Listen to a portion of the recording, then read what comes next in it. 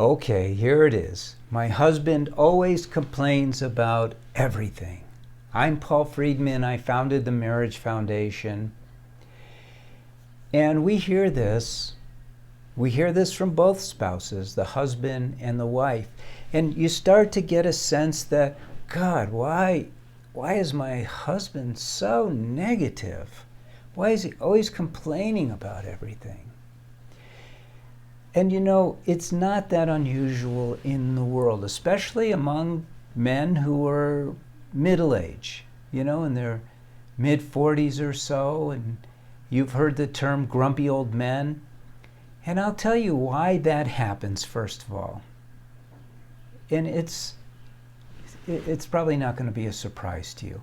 It happens because as human beings, we have an innate expectation. We do. It's built into us because we're souls. That expectation is that we experience happiness because the soul is pure joy, and that we experience love and happiness. Not coincidentally, these are the promises of marriage too. So marriage takes up most of our life. Doesn't matter who you are. It's the biggest part of your life. Where's the happiness? Where's the love? And so your husband is slowly succumbing to being the discouragement of his life. He's not going to get satisfaction at work, maybe a little bit. From sports, maybe a little bit. Hobbies, maybe a little bit. But most of us get sucked into, the tube, watching TV. I don't watch TV at all. I don't care what's going on in the world. But I've learned I care about what's going on inside my heart. And my wife cares about what's going on inside my heart too. And you're complaining about your husband complaining. And I don't mean to be mean towards you, but you're looking for a solution, right? The solution is not to get away from him. You married him because you loved him, and you still do. The solution is to try to bring happiness and love into his life. Now, that may be overwhelming. You may go, how do I do that? And it's an interesting thing because everything that we do in life requires some sort of maintenance, yet we never learn that marriage requires specific kinds of maintenance. Now, subscribing to this channel is going to help you because you'll learn, so definitely do that right now. You could go to our website, themarriagefoundation.org, and you could listen to the podcasts that we now produce. And you could also look at our products. We have books. Books will help you tremendously because they're not trendy. They're all about marriage. And if you're really starting to go, this marriage is not really even happening, that's a bad sign, then you get the course for women and you learn how to lift it up. Now, you're not going to change your husband, but environment is a very powerful thing. You're his primary environment in life.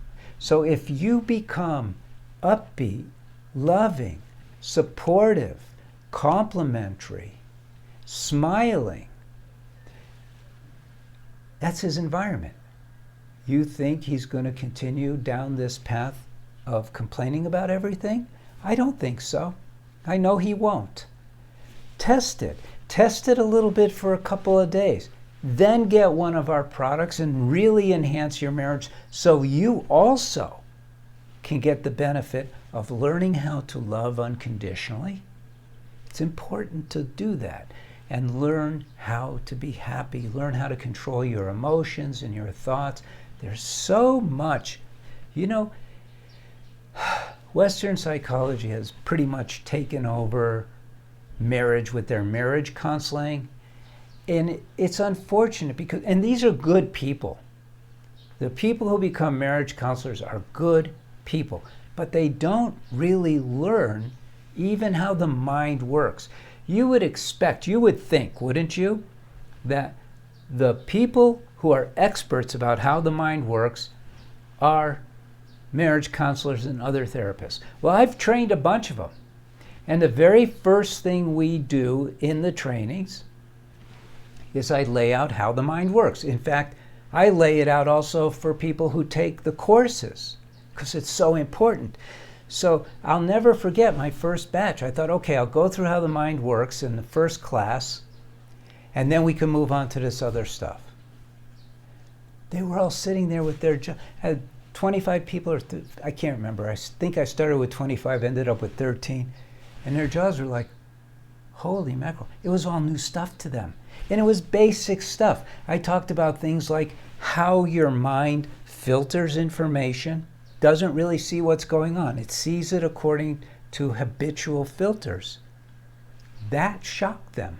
Can you imagine? Isn't that obvious? Wouldn't you think that a therapist would know that? I talked about how the mind processes information, how habits control you, and how you need to learn how to control your habits. They never thought of that. They never thought that you have the power as an individual to literally replace negative habits with positive habits. It was fascinating to me. Well, maybe this is why we get such good results with our courses, but neither here nor there. You have the power to solve every problem that comes your way.